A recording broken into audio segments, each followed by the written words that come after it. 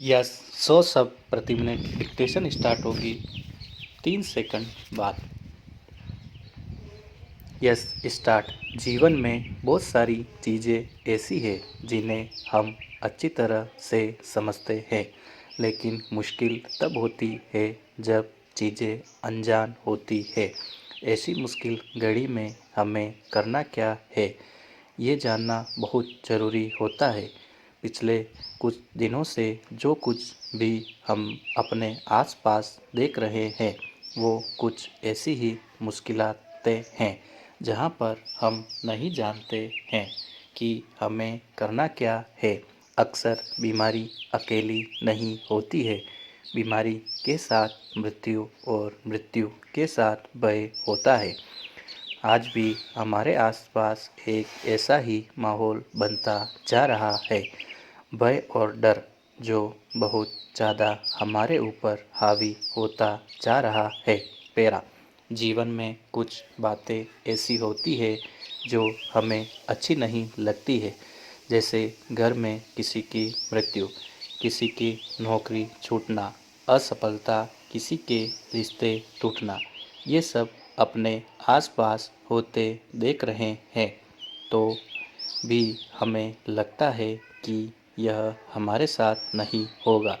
फिर अचानक हमारे जीवन में कोई ऐसी बात आती है तो हम उसका सामना नहीं कर पाते हैं।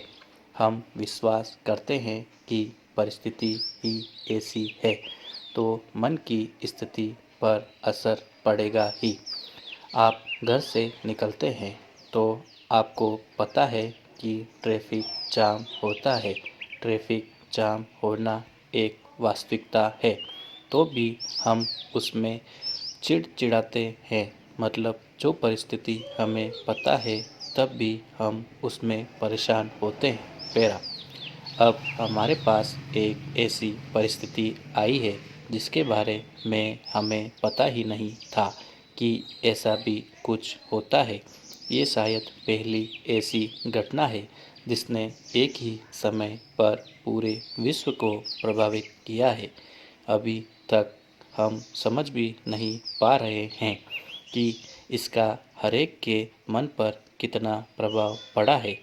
परिस्थिति ये है कि वो ट्रैफिक जाम था, आज ये वायरस है। दोनों चीज़ें परिस्थिति है। ये परिस्थिति हमारे बाहर है और मन की स्थिति अंदर है। जो समीकरण हम जीवन में बहुत सालों से लेकर चल रहे हैं, जिसकी वजह से ये चिंता और डर बढ़ा हुआ है, वो समीकरण था जैसी परिस्थिति होगी वैसी मन की स्थिति होगी। जब इतनी बड़ी समस्या है तो डिस्टर्ब होना तो नॉर्मल है, तनाव होना तो नॉर्मल है, डर का पैदा होना तो नॉर्मल है। तो हमने नकारात्मक भावनाओं को नॉर्मल कह दिया। हमने कहा जितनी बड़ी परिस्थिति तो उतना ज़्यादा तनाव और चिंता होना नॉर्मल है।